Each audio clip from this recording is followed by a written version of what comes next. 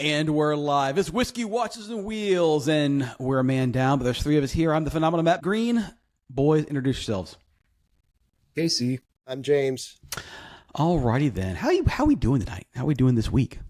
James. James is frustrated. Besides my technology bullshit that I deal with every week, I'm doing okay. It's been crazy. I do want to rant for a minute though. After we just listened to, after the audience, after we just listened to James rant for 20 minutes because he couldn't get his PC working or his Mac working. So I hate it when you don't. Okay, so when I don't know something and I'm going to someone relying on their expertise, if they tell me the answer to something, I'm going to assume it's the truth because I don't know. That's why I'm going to them. Case in point, in the late 90s, early 2000s. All right, we're going to rewind the clock for a minute. All right.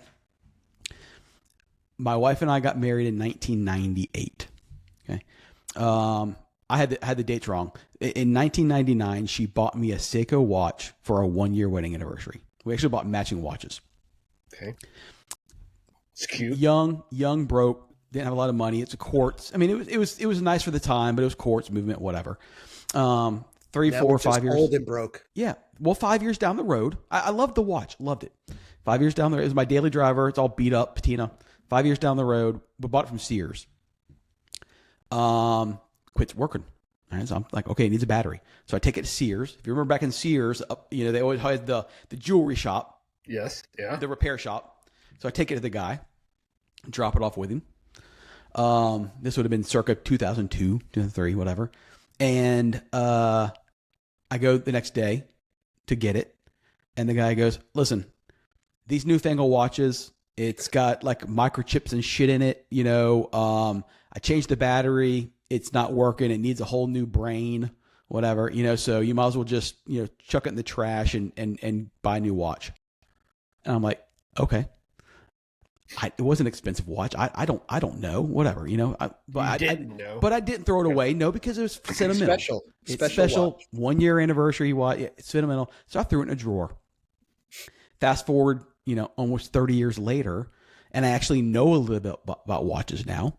So over the weekend, one of my employees had given me a Movado, which is another thing. I'll start then. Actually, side rant. Movado fucking sucks. That's an 80s thing. Yeah, Movados market themselves as being really nice watches, and they are the cheapest pieces of shit. And I have 3 employees that have all say, hey, can you change my battery? Yeah, absolutely. And all 3 were Movados. It's got press on backs, plastic on just pieces of garbage. But I digress. I changed the batteries, and they're all good. So while I was doing all of that, I said, you know what? I ain't got nothing going on. I went upstairs, drugged that watch out of the drawer. Brought it into my office, took the case back off, changed the fucking battery, and it works fine. It's been sitting in a drawer for 26 years. That's a shame. Or whatever, because I listened to the guy that you didn't know what he was talking about, or just didn't even want to change it. He probably didn't even try to change the battery. No. Yeah, but you were also a young guy. Yeah, right? Dude, I was like 25, 26. We got married young, so I didn't know any better. I'm going to an adult, that supposedly this is what he does for a living. He knows what he's doing, and the one thing you did know was Movado was a piece of shit. Well, Movado is, God, give them for marketing. Movado, Michael Kors, all that stuff, man. And I feel bad. My employees, they spent really good hard-earned money on these nice quote unquote watches. And, I'm not going to tell them that it's a piece of shit, and it's really not a piece of shit. It's right up there with Invicta and everything else. But, the reality is it's marketed as some, top tier kind of watch, and it's just not. It's, back in the 80s, Movado, go 80s, everything was over the top. And then Movado had their watches that were just so simple, right? Yeah. And elegant, and people liked them, and they were quite popular. But I believe along the way, they were sold. So I think they were sold in like 99 or something like that. Mm-hmm. And I think that's when, I think that they probably peaked in the 80s and then were struggling and then had to sell. And then it's just really a brand name at this point. Yeah. So, these watches weren't bad, but one of the guys, I felt bad because I changed the battery and it still didn't work. So I said, dude, I don't know what's wrong with this. I looked up a movement and you can't even find the movement. So I said, this thing's garbage. I felt like the guy from Sears, but I was being sincere and legit. Sorry, dude, this thing's a piece of shit. It's garbage. Throw it away. But I said the bad news is it doesn't work. It's garbage. The good news is inside of your hunk of garbage is a brand new, shiny new battery that is good. But the worth rest of more than the watch. Yeah, exactly. Isn't it amazing that there you had in the late 90s, early 2000s, the dude telling you it had microchips in it and whatever. It obviously did not. No. But now that's exactly what a lot of us wear. And I understand where he was coming from. He probably didn't even know, but it's a chronograph. I should have brought it down. I didn't. It's a chronograph, and it is a quartz movement.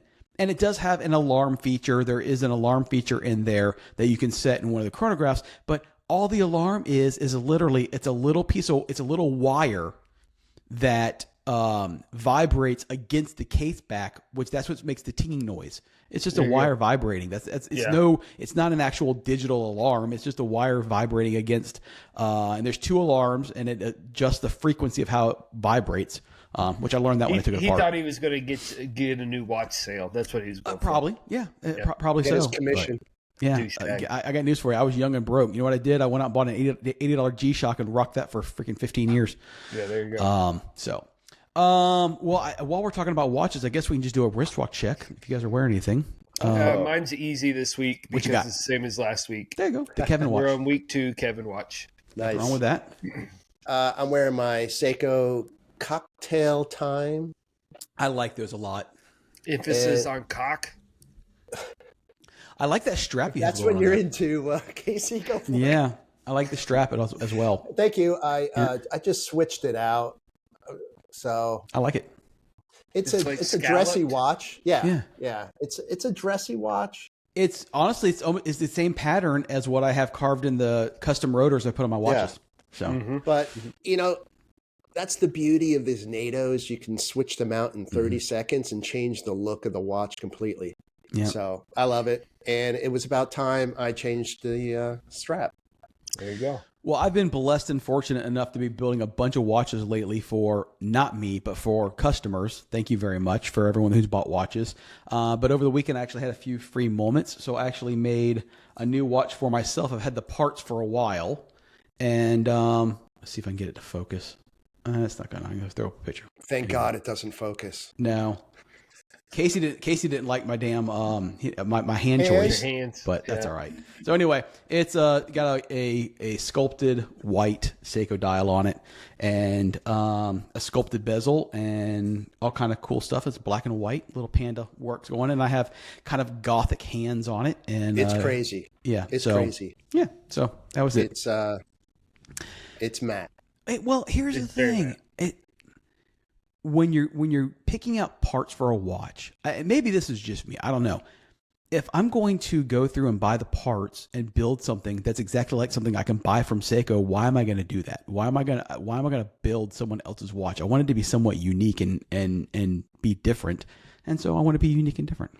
Well, if you've seen Matt's 911 and its wrap, true, you would know that this is the way Matt leans. Is kind of a little off. Little off kilter. It's fine. Yeah. It's all good. Yeah. Listen, I have a very straight edged day job. There you go. Very straight edge day job in my normal life. And so when I'm on my off time, I want to be a little odd. See, I like those hands. I think they're kind of gothic. They're kind of cool, man. There's something. You don't like them? They look like a grandfather clock.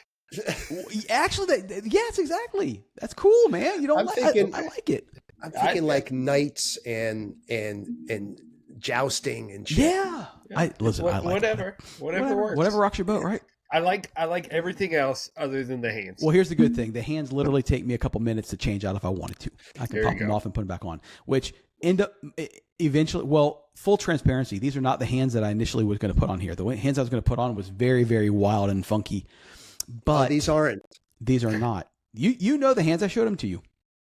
Yeah. I did see them. But I would say that to pick, either the bezel being wild or the face being wild, but both of them at the same time. Yep. Now, see, no, I disagree on this particular watch only because, excuse me, I think they kind of go.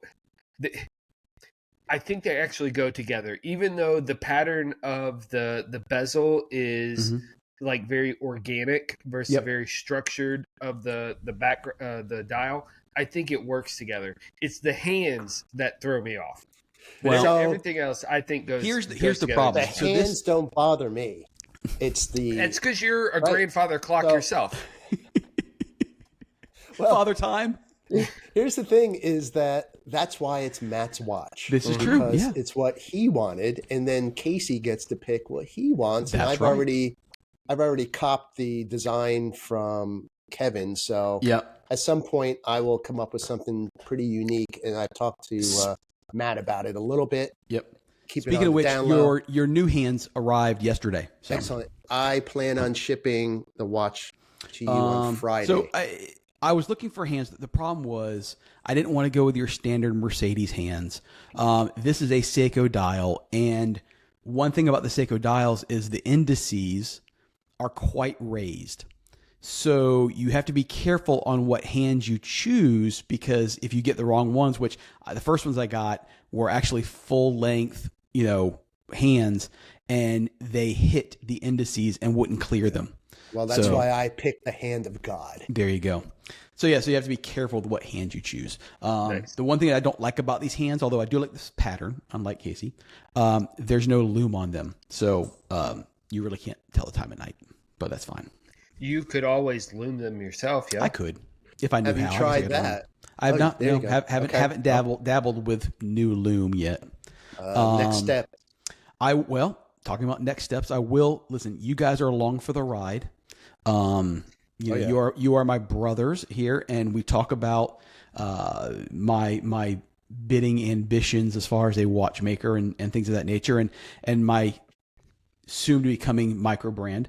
And so I bit the bullet. I was a little concerned you were going to tell us that you were like into pegging or something. No, I didn't know where this was going. No. Colonoscopy is about the closest I get to that. Where is this going here, Matt? No, so I hired Ron. I hired Ron to come up with my logo, and I will unveil it here to you guys. So if you guys are listening to the podcast, you have to go to the screen, YouTube, and watch it. But you have to put your ear to the screen. I'll show you the Thornhill Watch Company. Oh, there you go. So that is my logo and trademark right there. Matter of fact, I filed my trademark paperwork yesterday. So I freaking love it. Yeah, I think that's cool. Yeah, so it's gonna be that'll be good on a watch dial. Yes. So that's gonna be that's the logo right there, Thornhill Watch Company. Ron knocked out of the ballpark as he always does. He even gave me some mock-ups of what it would look like on various items. And he is just a craftsman at what he does. So yes, very nice. I like the TH. I think it's very much like a shield type thing. I think that fits very kind of English. Mm-hmm. Yeah. And I think you could get away with just doing coat of arms, doing the TH on your on that's a dial as we'll well. just do the TH on the actual dial itself. But go back to the three watches. I think each one of those had its own merits. Yeah. Here, this one here, you put it at the very top, and then did the Thornhill down here. So I think the livery to the left is actually really cool with the going through the dial and on I the did strap. as well. I don't know where he got these ideas from. So he's just really he is so talented. He's got more talent in his freaking pinky than I have. He just did it, and even the tagline he did here, "Life is about timing." That's freaking amazing. There you go. Good job. So good job there. Yeah. That is that's going to be the logo. Nice. Wow, that's fun. That's a lot of fun. I like it. Yep. So that's congrats. Yeah, thank you very much. We'll see where it goes. I'm still, quite a ways away. It's going up. I'm hoping this will afford you a 914. Maybe so. Like I said, it's have Ron change the box to the literally 914 we're at the instead of infancy 970. stage, so the listeners are literally navigating this process with me. There you so go. We'll see how it goes.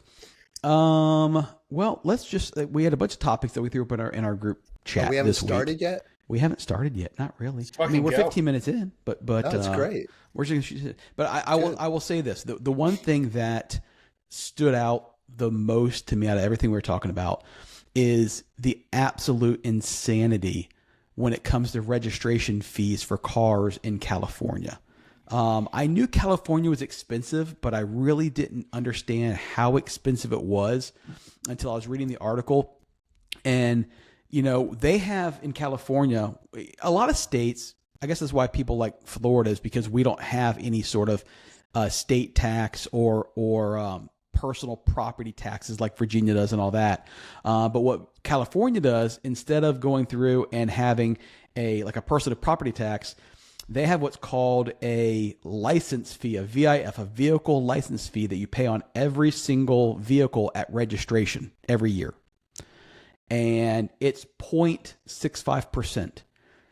So 0.65% of what? Of the Value of the original purchase price of the car.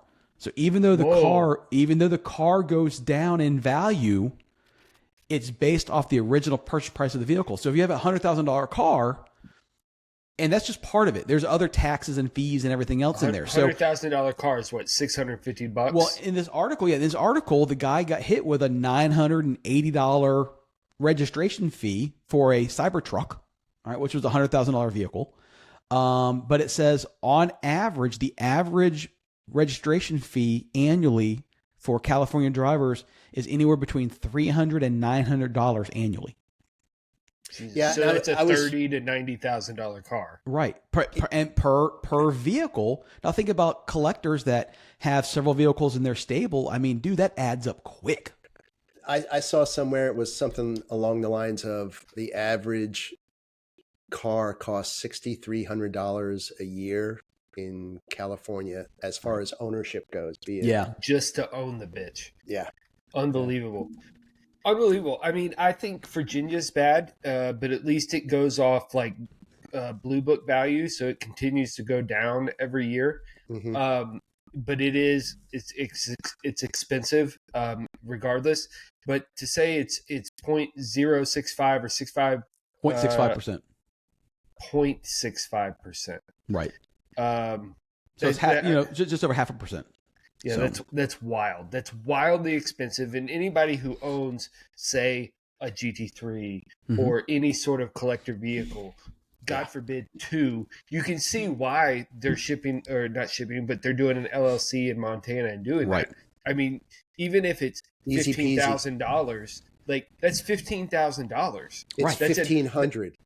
Right. I mean, it's a load $1,500 of to money. Register in Montana. Yeah. So I never fully understood the reasoning for the Montana thing. Because you're in Florida. You know, well, exactly. That's what I'm saying. I'm in Florida. So but when I read articles like this, it vastly and quickly becomes apparent on why people do that. In South Carolina, it's similar to Casey as far as each year you're paying tax on the Kelly Blue Book value. So on these classic cars, it's not much. So I think for my 911 SC, it's like, I don't know, $60 a year. Mm-hmm. But if you're talking about the GT3, that's a completely different story, and it's a significant number. Right. I mean, I look at my car. My car was $100,000 brand new. I didn't pay that. So someone paid $100,000 for it in 2007. I paid $38,000. You know, but in California, I'd be paying based on $100,000, which is insane. I mean, my registration, I just renewed my car because my birthday just passed, and it was $104, and that was for 2 years. That's wild. I mean, here for our 4 cars, granted, only 2 of them really have any value, but I pay, I think, if you annualize it, it's like $150 a month just in taxes just to own the vehicles. That's insane. That's wild, right? And you have car inspections as well, right? We do. I don't do them. It's easier. It's not a primary offense any longer to not have an inspection sticker. So I figure if I don't do an inspection, we get pulled over, then you just go get it inspected and I've saved money pay your fee, your fine, whatever. Can you just deport me to Florida? Yeah, exactly. But I don't do the inspection sticker. I don't run a front plate. Fuck all that shit. Yeah, that's good. Yeah. Good. But you do live in a police state, so that's pretty wild that you are. Yeah, but neither one of those are any longer primary offenses, at least to my understanding, and we haven't been pulled over for them. So right there you go.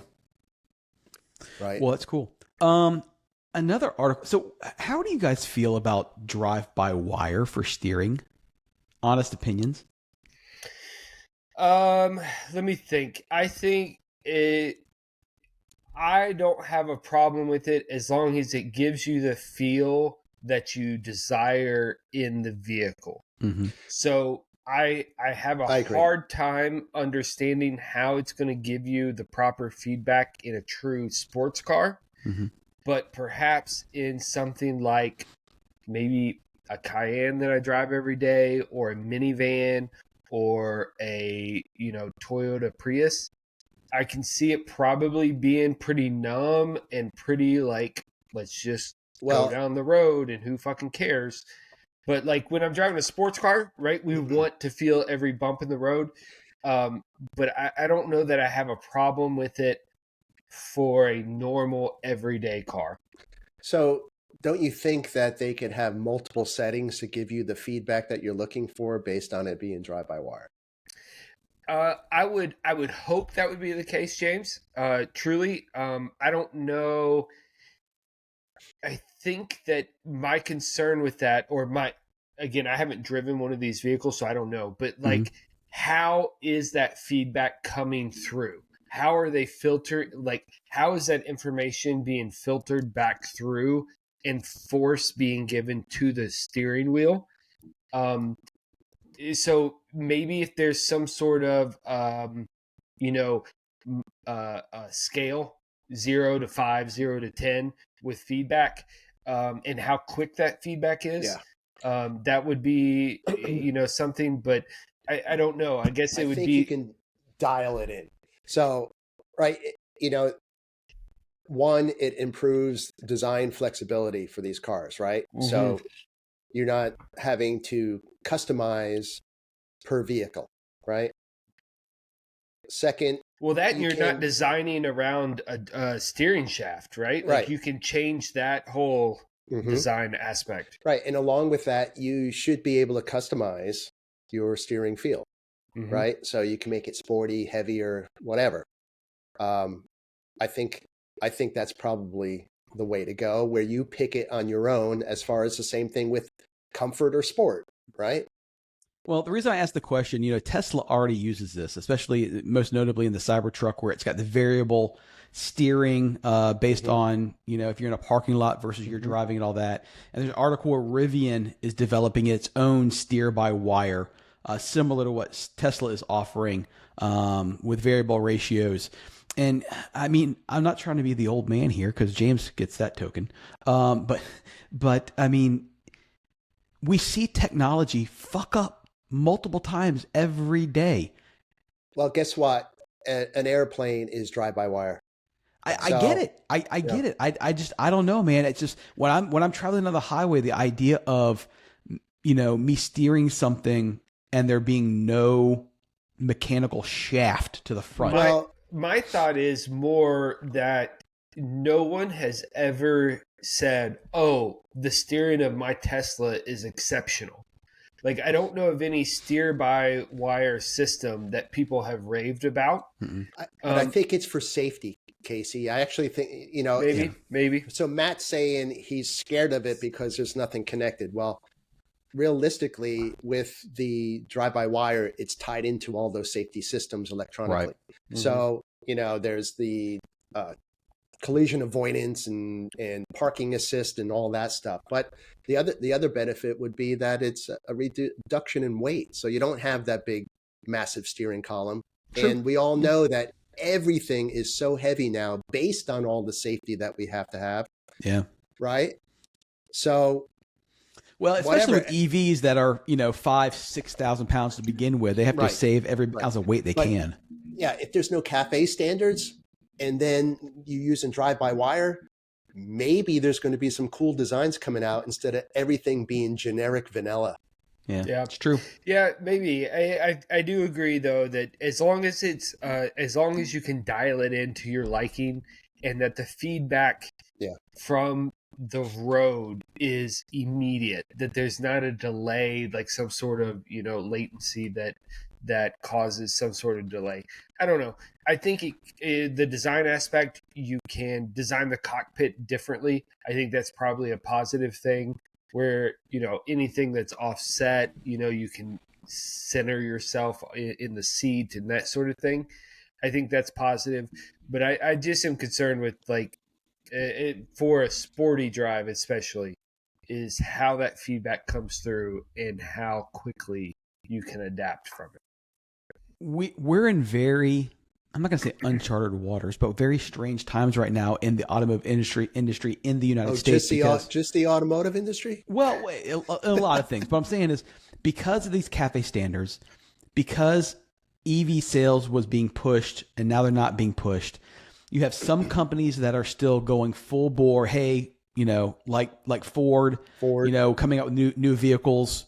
And then you have other companies that say, hey, we're pulling back on EVs. We're not going to do them, or at least not going to sell them in the US because we don't think it's the right market for it. So it's really like VHS and beta, man. What's going to stick? Is that on your topic list? I think that is maybe a broader discussion, but maybe we can get into it. But the domestic car market in America, this is getting diverging from what we were just That's having. okay.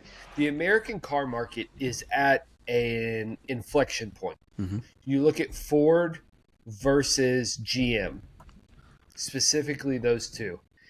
Ford is going head first into EVs. Yeah, to the point they're killing two models and revamping Kentucky facility to build this new Model T electric truck. GM is going head first back into V8s, essentially, right? GM vehicles, cars, we've discussed several times how quickly their sales have fallen off. They started doing the EV, like Charger or whatever the fuck. Mm-hmm. Like, nobody wants that shit. Well, that's just Stellantis. That's going to be Dodge. Okay. Oh, yes. So yeah. But yeah. But the point is that GM is going back to engine manufacturing. Nice. Mm-hmm. Ford is going, at least the articles that I sent out to the group, looks like it's going headfirst into EV, like strictly EV. Huge gamble. Huge gamble. And we've already bailed out these companies once already, right? And we will continue to do that. We will. But this is a true, I think, inflection point where we're going to see the market, or at least these two companies, really diverge. And I think we'll look back on 2025 and these decisions that are being made as a historical, 26, whatever, but a historical inflection point of the change in the landscape. Well, what's interesting is that Ford has decided to do this post kickback from the government. Right? So they are truly going into the free market and seeing what happens. But guess what? Ford doesn't have the best reputation for being able to actually execute. That's true. And it truly seems tone deaf to the market. Like, the market over the last couple of years specifically has flagged that EVs in America are not for the majority. Right, we have the subset of Tesla drivers, etc., but that the mass market does not want EV or is not prepared for EV. Whether it's they don't like it, period, the infrastructure is not set, whatever. But like, the hybrid and ICE engines are still the path forward, and to see Ford basically, I don't know. The article to me just was like they were giving middle fingers up. It was like, fuck it, we are going EV, to hell with everything else. Tell me about the history of Ford and their affordable vehicles, because they're saying that this is going to be a sub $30,000 EV. No, it's not going to work. If they haven't done it to this date with the incentive system that was there, Right. Where's that economy of scale going to come from? It doesn't make sense that Yeah. they Plus, have the margin there to be able yeah. to do that. Plus, you have unions you have to deal with. Oh, You think the unions are going to be like, what do Yeah. you mean I'm getting rid of my engine guys? yeah. The thing Not that I gonna don't happen. understand is the F-150 is still the number one selling vehicle truck in America.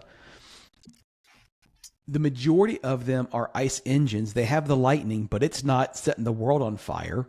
All right.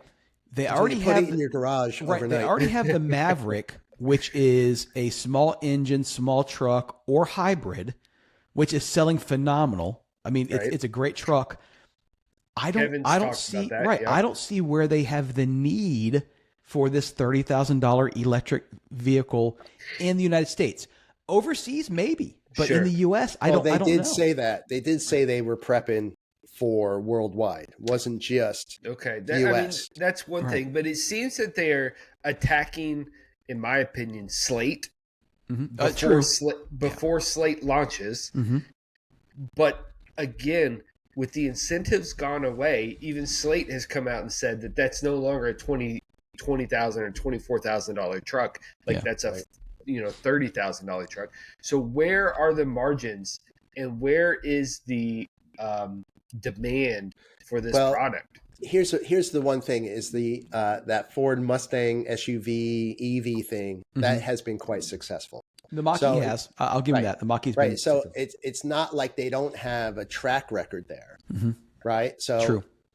I just I'm not a Ford Escape lover, but it is one of their number one selling SUVs, especially on the smaller side, and the fact that they're killing that off for this truck is just, I find that amazing, because it's really going to give them no small vehicles at all. You have the Explorer, but you're not going to have anything small other than two trucks. You have the Maverick, or you have this truck. Two trucks and a microphone. Yeah, no shit, right? At the same time as they're doing trucks, this, one we already cup. talked about it. You have companies like Honda, Stellantis, Nissan. They've all publicly came out and said, "Hey, we're backing off any plans to build and sell any more EVs." And Mercedes has said, starting next month, they're pulling any EV shipments into the United States at all. So it's weird. Well, it's a huge risk, and they're taking a huge gamble. As far as if all of these other companies are pulling back, is that an opportunity? Does that mean that there's going to be a gap there as far as choices go beyond Tesla? Yeah, and I agree with that, James. Except, is the Tesla buyer a Ford buyer as well? No. And I don't know that answer. I know Tesla's quality and panel gaps, etc., were not stellar originally, but I would say they're probably closer to Ford, quality. But where is that now? I don't know, because I'm not a shopper for either one. Sure. But Tesla was premium, right? So, and they're still trying to get their new vehicle out that's cheaper, right? Right. So Right. they're still a premium vehicle, and hopefully Ford is saying, "Hey, we're going to go even lower and take that market." Yeah. Yeah. I mean, Ford, and maybe that's why they're calling this the Model T. I don't know if that's actually going to be the name, but maybe their whole thing is, the whole idea of the Model T was a vehicle for the common guy. It was something that people could afford. And, let's face facts, even the Model 3 is not an inexpensive vehicle. Not everybody can afford it. So yeah, and I am actually, I don't know. I'm not a Ford guy, but I am concerned about Ford recalling that model name in such a way that it feels like they're really putting their spear in the dirt and saying, this is what we are, this is what we're going to do, by recalling that original model. And I just think that's not wise. Well, here's how they make it $30,000. It's going to roll off the assembly line with wood wheels, and it's going to have wooden wheels, and so I don't know. It just, Ford's made over, if we look back, since, Cash for Clunkers or whatever, Ford has not done very well outside of a few key things. We look at the Mustang GTD, like that's phenomenal, Nuremberg, records and whatever. But like outside of that, in the Ford GT, like has there been anything that Ford's put out that anyone ultimately, other than the F-150, gives a shit about? And that I just think it's bad for domestic production, and I think it's a bad omen to what where Ford's going. Apparently, they're gonna get their batteries from a Michigan battery plant. Good, good. If you're gonna make it, like, let's make it in America. That's fine, but we know that making it all here is going to drive the cost up. Like, you're not going to get that sub $30,000 vehicle making it all in America, regardless of what the tariffs and all that stuff are.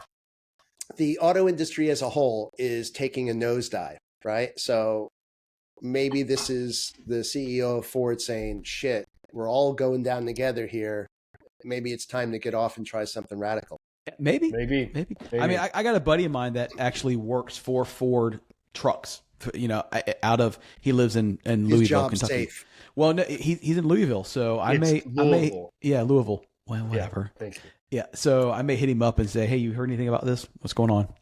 There were several things that I saw as being brought to Kentucky this past week, and that's good. Kentucky needs the business. Specifically, Eastern Kentucky really needs some manufacturing. Most of the stuff I saw was like Central and Western Kentucky, but Eastern Kentucky could sure use a battery plant or fucking car manufacturing, something. Yeah, an influx of jobs. Yeah, for sure. I found this kind of cool. I don't know how it's going to work out. We talked about on the podcast a year or so ago about being able to buy new Hyundais on Amazon. Well, now Amazon's branching out, and Amazon Autos is going to start selling both used and CPO inventory from participating dealers, which I find fucking amazing. I think it's cool. It's going to be interesting how it works out. I don't know. All I'm saying is that Amazon's return policy is phenomenal, right? You just mail it back. You just drop that off at Kohl's. You just drive that car over to Kohl's with some the drunk car purchases just got easier. Yeah, no shit, right? Because God knows when I've had a couple drinks, like buying stuff on Amazon, the scale is very tipped in that direction. And you get free 2-day delivery. Free 2-day delivery. There's nothing more frustrating than buying even a used car than having to deal with the dealership. The actual dealership process it just blows. So we talked about that last week, right, Matt? Like the 3-tier system or the distributor system, whatever you want to call it, that is fucking annoying. It is. So here you'll be able to browse your local dealers that are participating on Amazon. I guess it'll be geofenced or based on your location, show you things in the area. Probably maybe like Facebook Marketplace. You can do a radius. You buy it. All your financing and everything goes through Amazon, so you don't actually deal with the dealership until you're physically going and picking up the car. And it looks like it's a fixed pricing model, right? So there's no negotiation. It's just you click it and buy it. I think it's a good idea. I think it's a way that dealers can bring in people or see people have access to them that wouldn't normally have stopped by, this dealer, that dealer, because it's across town, whatever. I'm curious to know who's actually doing the financing. If it's Amazon doing financing via their credit system, their credit card system, whatever, which is Chase, I think, whatever. I'm concerned, if I'm being honest, about the what do you call them, the subprime the subprime market, how it will handle those sort of scenarios. But I think for the middle America, like the general person that's got decent credit, that hates the haggling process and hates the walking by 57 cars and sitting in it, do I like this seat, versus they just need a car, they need it for utility, they need the toaster to get to and from work. I think it's a hell of a good idea. But doesn't this already exist? It's just not called Amazon. It's called CarMax. Yeah, Carvana, etc. Right? I agree. You can do all of that. So if I find if I'm looking for a specific car and it's in Oklahoma at a CarMax, I can still buy it and have it shipped here to Charlotte, and I just pick it up For a minimal fee, yeah, absolutely. Yeah. But we know that Amazon has the traffic, and if they can entice someone via that because they were shopping for new car seats, and they're like, "Oh, you need new car seats? Is it because your car sucks?" You know, like, hey, why don't you just trade in that 97 Taurus, and we'll give you a 2017 Elantra. Maybe that's where their market is. I don't know. And they can still offer, they can pair up with the extended warranty and still offer an extended warranty if they want to. You can just click a box to do that. Yeah. So based on a model, they'll have the often bought together. Yeah. It's really going to be the financing is going to be the biggest thing. Getting someone pre-approved. That's going to, they're obviously going to have lenders. Amazon's not going to be able to foot that. So, well, it's saying that there's no Amazon return policy. Oh, what? Well, then Carvana's got them beat because Carvana has the best thing ever. Yes. Did I ever tell you guys the story about the guy that I know that has to this day has a BMW 5 Series and has had it for 3 years and hasn't paid a dime? Yes. Hasn't paid a dime. Still to this day hasn't. Right. It's insane. Shit just gets lost in the shuffle. It's Carvana, especially in the heyday. You get a car, you have like a week with it. If you don't like it, you call them up and they just bring you a different one. And so he would do that process, and then somewhere the paperwork just got lost. So I'm going to say Carvana love it. And CarMax has Amazon beat, at least at the launch here. Mm-hmm. Right. Oh, so for sure. Because for sure. that Amazon's still leaning on the dealerships. So the paperwork and shit still has to go through a dealership. Any returns have to go through a dealership's which trading people are going to policy hate, or financing. right? Like, yes, people absolutely. are going to hate that. People hate buying cars, and here you are doing the exact same thing, but now it's online. So the further you dig into these articles, you find out there's like, I don't know. Yeah. The thing is that CarMax has been around a long time, and what ultimately Amazon is saying is the experience is really not. It winds up being that CarMax is the way to go, or your Carvana, whatever. But Carvana has its own problems. Yeah. There's a story out there. I forget who it was. I don't know if it was Doug DeMuro or someone bought a Range Rover from CarMax. It was Doug. Paid for the extended warranty. It was a bumper to bumper for like 5 years. That was what that vehicle made him famous, right? And we just constantly took it back and fucking. I mean, they paid for that vehicle 2 times over in repairs. Yeah. So they got rid of that sort of thing. Yes, would you buy a car from Amazon? No. Would you buy a used car from Amazon? No. It would have to depend on the car and the deal. I mean, I'm never say never. So would you consider buying from Carvana? No. Would you consider buying from CarMax? No. Why? Because I don't trust their process discretion.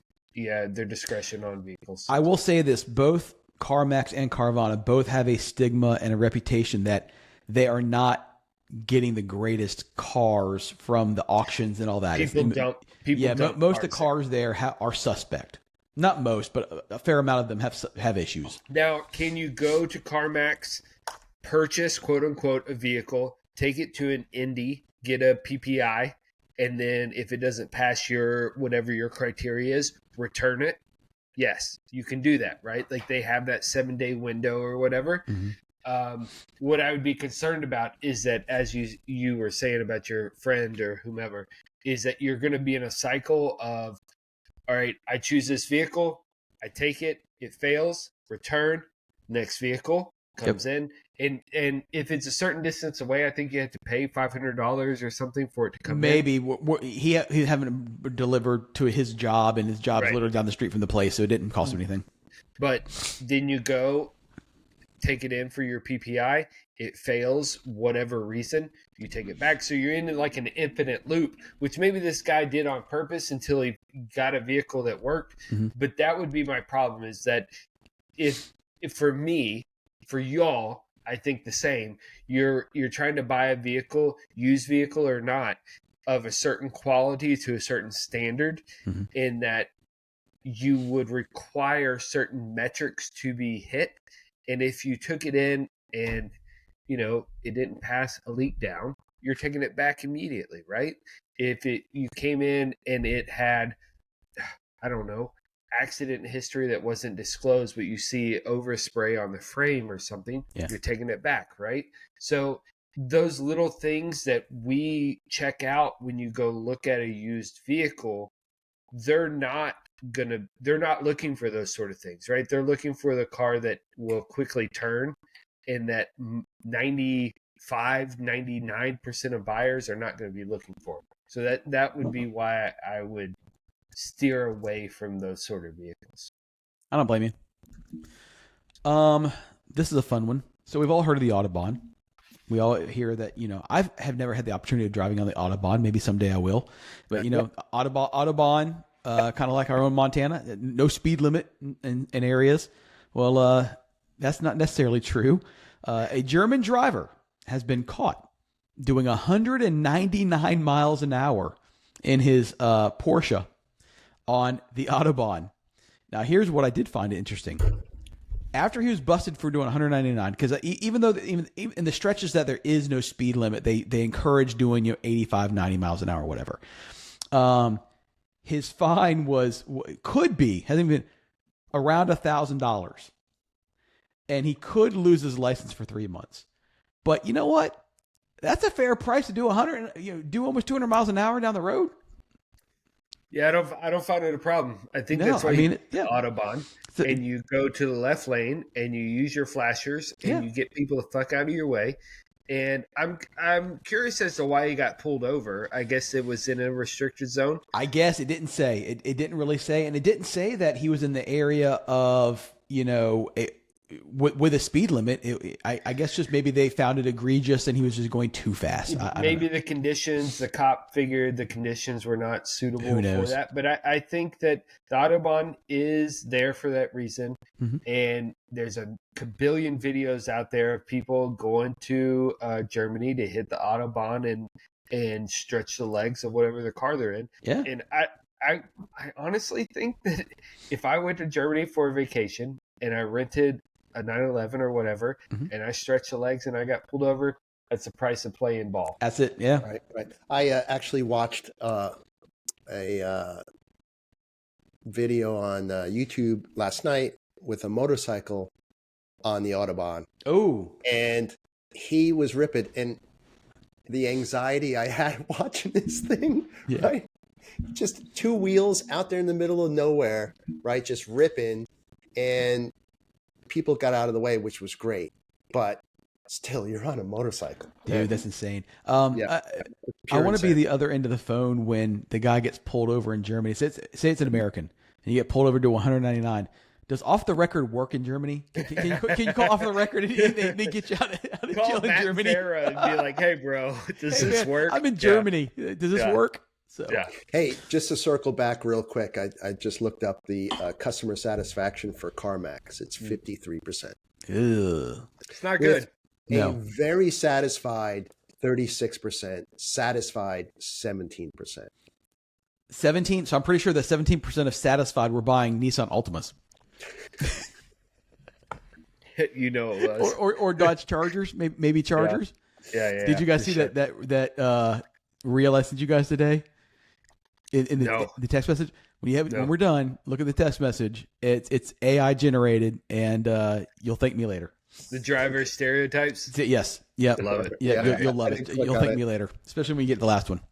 All right, so that's all my topics. I do want to ask, James, it's almost rally season, and of the three of us, you're the only one going on rallies. How's your cars? Because I was driving home thinking about it. I'm like, okay, I know you're thinking about doing the 912 on something. You're doing the SC on something. You're going to be at Farron with the probably the GT3. So you're driving all your cars, man. Are they all ready? Yeah. So Dave has the SC. That's all ready to go. I do need to grab that. The 912. So I submitted the 912 for Luft the Cult. And if it gets in, I probably won't drive it at the rally. So I'll have Paula bring it up to Sonda Works, and we'll switch cars out and head to Durham then. If it doesn't get in, maybe I will take it to Target Carolina just to have a unique experience, since we drove those roads a few months ago on the reconnaissance for when the the Kentucky rally got canceled. So I'm looking forward to that. Foreign's going to be interesting. I do need to get the GT3 up in the mountains before then. I don't want to show up cold. Right. And start ripping with me and Paula in the passenger seat in a car that I don't have full experience with yet. Understandable. So it's going to be interesting, but I'm looking forward to it. It's just like the summer's coming to an end, and then now I'm getting busy when you're supposed to be busy during the summer. But no, it's at the end of the year. We're going to Portugal at the end of the month for vacation, but then it's full on with rallies and events and such. So I'm looking forward to it. I'd be lying if I wasn't saying that I was jealous. I was driving home today, and I'm thinking, because usually this is the time of year that we're getting everything prepped and ready and everything. And I was driving home and thinking, man, I need to make an appointment for my car, get everything geared up. I'm like, fuck, well, I don't really need to, because I'm not going anywhere. But fuck, but I wish I you need guys to anyway. were going to foreign, but I get it.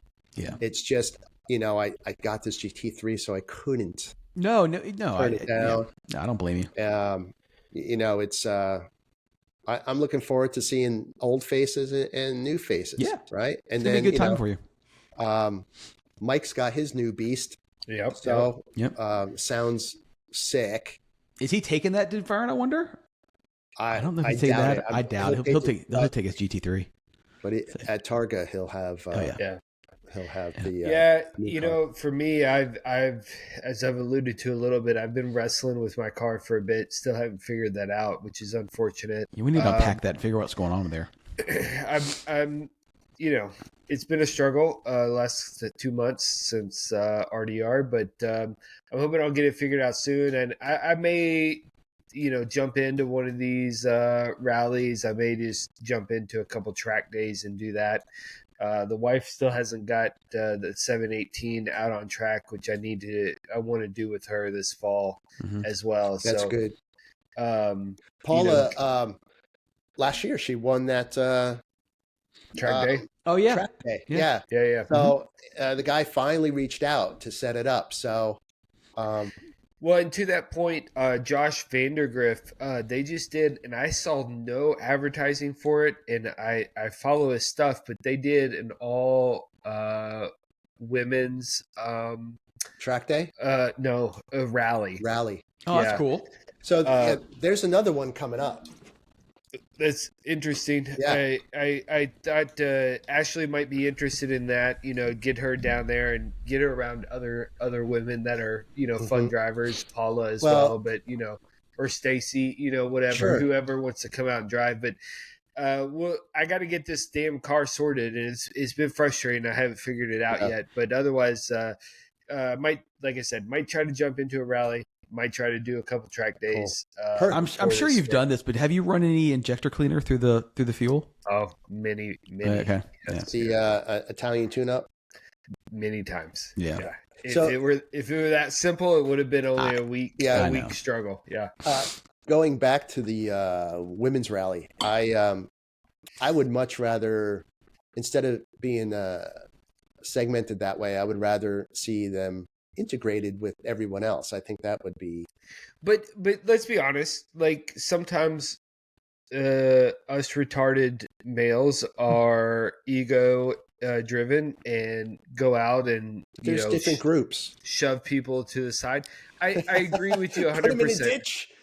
Yeah, I got agree a great with you. idea. But I know, my wife, especially in the car, is a bit timid, and I understand that. That's and fine. Being around a bunch of other chicks that are the same way, to get them comfortable driving the car at pace, and being around other cars that are driven at pace. Ashley was the tail gunner in my last rally, and she did a phenomenal job. But I can understand the desire to be around other cars that are driven a little bit more sanely. I'd rather have it as a kind of a track day type of thing that leads into a rally. That could be interesting, okay, welcome into this whole thing. Yeah. It's not, you're not, hey, listen, it's not, hey, you're women, you do your own rally. I'd rather have, hey, here's the rally culture. Well, come join us. The idea of doing a track day into a rally is something that I flirted with my first, FSI rally. I tried to organize that, didn't get really enough people to make that financially feasible. Yeah, because it's expensive. But I do think that getting everyone together for a track event and get that gross mass testosterone out of I've got to go balls to the wall every second, get that out up front so that you can then have a rally on public streets and enjoy it. I think that's a great point. And Smokey's down. Yeah, Smokey's GT does that. So I think that's a great idea. Yeah. Right. So they obviously just have more pull than I do, but I do think more that's people a smart to make idea. it work. Right. Yeah. If you have 100 people showing up at a track, the financials of that works a lot better. Track cost is not inexpensive, so you have to have a bunch of people to make that feasible. Yeah, I'm hoping in the future I can make that work. But I think that's a great point, Casey, because a lot of times I do not run with people that I would love to run with because I want to go faster. And I wind up possibly losing out on experiences that are the more full rally experience as opposed to we just ripped. Sure. Right? I get it. Yeah, well, 100%. Listen, I'll take one for the team. I'm secure enough in my masculinity to show up to a women's rally in drag. Without the full goatee. I'll dress up in drag, and go to the women's drag. It's fine. It's no big deal. Okay. All right. It's a little weird. It's a little weird. Yeah. Here's the thing is that Matt has multiple outfits to pick from in his closet. Well, it's fine. All right. Well, that's all I got. On that note, we're done tonight. That's all we got. For those listening, thank you very much. Hit us up on YouTube, like, subscribe, comment. Got some new comments and new subscribers last week. I appreciate it. It was awesome. Website, whiskeywatchwheels.com. We put everything up there. Instagram as always. And that's all I got, boys. You guys have a wonderful week and peace out. Bye-bye. Bye.